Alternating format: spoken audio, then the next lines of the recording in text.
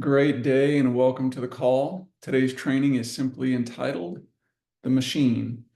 And so a lot of people want to know, what is our system? What are our steps? Is there a flow? Is there a path to follow? And then they have other questions about, where do your clients come from? Can I do this? Is this for me? And so I hope to address and answer several of those questions today. The first, right off the bat, is there's a quote by Swan Wynn, one of our top field leaders. And he says, what would you do if you knew exactly how to win? What would you do if you knew exactly how to win? And our system was designed with that in mind over years and years and years of trials and setbacks and figuring out what didn't work. And so we put together this genius formula, this plan that, if it is followed, will actually work for anybody who's willing to stick around and do the work. In fact, it's called The Machine because it's what drives the whole thing, the whole business, the whole company. And so the machine, I want you to think about it, and just visually right off the bat, if you look at it, if you think of it like an X-ray, imagine looking inside of the human body. If this was like an X-ray, the outside form would kind of be like the human body, the head, the shoulders, but then inside would be like the heart, the lungs, the brain. And so if you look at this, this is the brain of this operation. And then as you get down farther in, you get to see the lifeblood and the lungs and what provides oxygen and how it continues to flow. So let me walk through this as briefly, but as impactfully as I can, about how important this machine is and how it was built with the newest person in mind. And so right off the bat, obviously, we help clients. That's first and foremost. But obviously, we give people the opportunity to be business owners, build their own agency if they choose to, not a requirement. But it's a pretty amazing platform if you're going to do that. So here's how the machine works. So it starts with you. It starts with you as a new person, me, anybody, whoever the newest person is, starts with you. And then the very next step is, we're going to develop what we call a prospect list. Now, that's not anything weird or abnormal, or if you've been through any of our other trainings and you've gone through the restaurant analogy, or if you're going to start any kind of a business, including a restaurant, the very first thing you would do is you would have something called a grand opening. You would let some people know that you are now in the restaurant business, and you would invite them down so they could take a look at and taste, feel the ambiance. You would want some people to know that you owned a restaurant, number one, so that if they were hungry for that kind of food, obviously, then they would know that you were an option. Secondarily, when they're at work the next day, or a family member flies into town and they're asking for something different to do or a cool place to go, they will think of you, and you will get referrals, you'll get repeat business and customers. And so if nobody knows that you are in that business, they don't know that you own a restaurant, they can't send people to you. So it's nothing more, nothing less than just getting the word out about who it is you are and what business you've gotten into now in the financial industry. So it starts with you. You develop a prospect list that just, it's names on paper, that's all it is, of who do we want to have at our grand opening? Who do we want to expose this opportunity to, either on the client side or the business side? And here's a beautiful thing. We don't have to choose. They will choose for themselves. And so when we have this list, then we contact, we reach out, and there's different scripts and words. That's in a whole other training. When we reach out and they decide, yes, I would love to know more, I want to sit down, or I'd love to help you with your training, we do what's called a BPM, or a business presentation meeting. We show them the overview. The two logical outcomes of someone seeing what it is we do, or seeing what you do now, is the client side, the right side of this. And so again, it started with you. You put someone's name on a list. We reached out to them. They decided to take a look at what it is you're doing. They said, you know what? I need some help financially. I've got an old 401k I need to roll over. I need some life insurance. I've got some kids I'd like to send to college. I've got some debt I'd like to get out of. I'd love to set up a will or a trust for my family. And so they go down this road on the client side. And so we sit down in the KTP, kitchen table presentation. We gather their financial needs analysis, or a personal financial review. We gather their information, and then we help them on whatever business is appropriate for them. If it's insurance, if it's investments, whatever it is, if it's long-term legacy planning, is we help close that business for them to help put them and their family in a better situation generationally, not just them right now, today, in this moment, but their kids, their spouses, their kids, their grandkids, and so on. And then through that process, so I've helped a client. Now, where is my next client going to come from? Well, that's where we pull referrals from those clients. Because if it was good enough for them, they probably know other people that have similar needs as their own that could definitely benefit from accounts that only go up, never go down, grow tax-free, take them out tax-free, low or no fees. They're actually able to take advantage of those things. And so they give us referrals that we then, guess what? We get to contact those referrals. They decide they want to sit down with us, and then they've got the same two options that the original person did, either on the client side, or they decide, you know what, I'm actually curious about making additional income.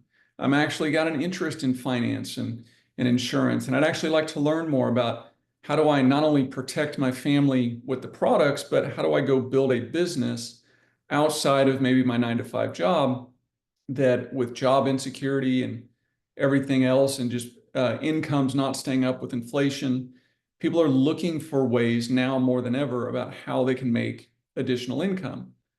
And so they decide, you know what, I would love to learn more about your training. What is this licensing process? And then they come on board. They do what's called our associate membership agreement, their AMA. They get their agent ID, their code number. And then one of the very first things they're going to do again is they're going to create their grand opening list or their prospect list. And then guess what we're going to do with them? That's right. We're going to contact them. And then we're going to sit down with those that want to be sat with. And then they've got one or two or both options that they can decide. And so the point is, you've got a system that continually feeds itself with prospects or appointments or potential business partners or potential clients. And so if done correctly, you will never, ever, ever run out of appointments to see. And so hopefully that eliminates or at least alleviates that concern. And so the first thing is, our system is designed perfectly that if we will run the system will run our business. All right. So that is, again, the system, the machine, the lifeblood of your business. And if run properly, it will treat you well and create a business as big or as small, or however, what kind of lifestyle it is that you want to live. Now, these three things over here on the left, in the upper left corner, there's a couple of things to pay attention to.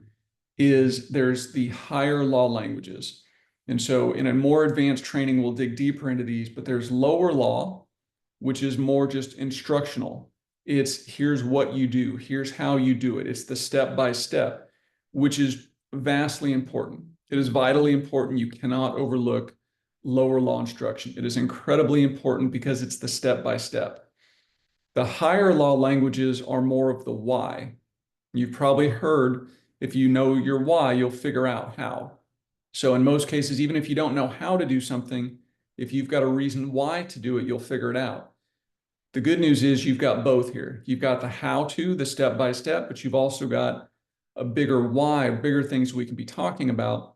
And these are the three higher law languages. Just like if you speak English as your first language and you're learning French or Italian or Spanish, you're learning another language, no different. These are higher law languages that you need to or should become fluent in to some degree. And so the languages of helping people. And so we help get people off the roller coaster. We get them a portion of their assets out of the market and prevent them from losing value when the markets go down. And we put them in accounts that have no fees or low fees. We put them in accounts that guarantee lifetime income no matter how long they live. Even if they draw their account down to zero, they're still going to continue to receive a check every month or every year for the rest of their life. These are the sorts of things that we're helping people with, again, not just this person individually today, but generationally, their kids, grandkids, so on and so on. The second language is talking about a better life. And so imagine helping people get out of debt. You know, debt is one of the new plagues of this society, and people kind of wear it like a badge of honor. in the sense that if you ever talk to someone and you're telling them about how much debt you have, well, I've got 30,000 of debt or 50,000, and someone else will jump in, oh, that's all you have? You only have 30,000? I've got 70,000, right? Or I've got 150,000 of debt. And they're kind of proud, wearing it as a badge of honor, how much debt they're in. And so it sounds funny in the conversation, but how much weight and pressure does that debt put on not just the individual, but their family and their family life and their family dynamic? And so when the family's asking, hey, daddy, hey, mommy, can we go to dinner? Hey, can I join this baseball team? Hey, can we go on vacation like everybody else? And then we get upset and angry and convicted because we have to tell them no because of the weight and the pressure and the debt. And then we get mad at them just for even asking the question, when it's just, if there was a solution, a way to help people get out of debt, how much lighter would they feel? How much more joy would they have? How much of a brighter outlook would they have? And these are the things, and these, as I'm talking through these, I'm using these languages. And so if this sounds new or exciting or foreign, it's okay because it's a foreign language. It's a new language for most people. And then obviously the last one is building people. And that is obviously when we introduce somebody, we never want to introduce them by their negative characteristic. We know if you've got a child, let's say, that's developmentally delayed or is low functioning or mid functioning autistic, you would never introduce them as, this is my autistic son, or this is my low functioning or my developmentally delayed child. You would never do that. You would introduce them as, this is my child. This is someone that I care about very deeply. You would lift them up. You would want to build that person. You want to build that individual, and getting to know what their backgrounds are, what are some of their dreams and aspirations. So you get to talk at a higher level. And so you get to speak using these different languages, helping people a better life, building a better life, and then building people in this environment, this hot environment where people are excited. We're doing good things. We're helping people. We're getting people out of debt. We're helping people sleep better at night because they're not having to worry if their 401k is now a 201k. It doesn't matter if taxes go from 30% to 60%, which there are many books where they've talked about recommending that based on how Social Security is, that's going bankrupt, and the amount of money we spend on wars, and just the trillions of dollars that this country's in debt. They're talking about raising our taxes to a level, which, by the way, the highest tax rate in our country historically has been 94%. So we're sitting at the time of this recording at 37%.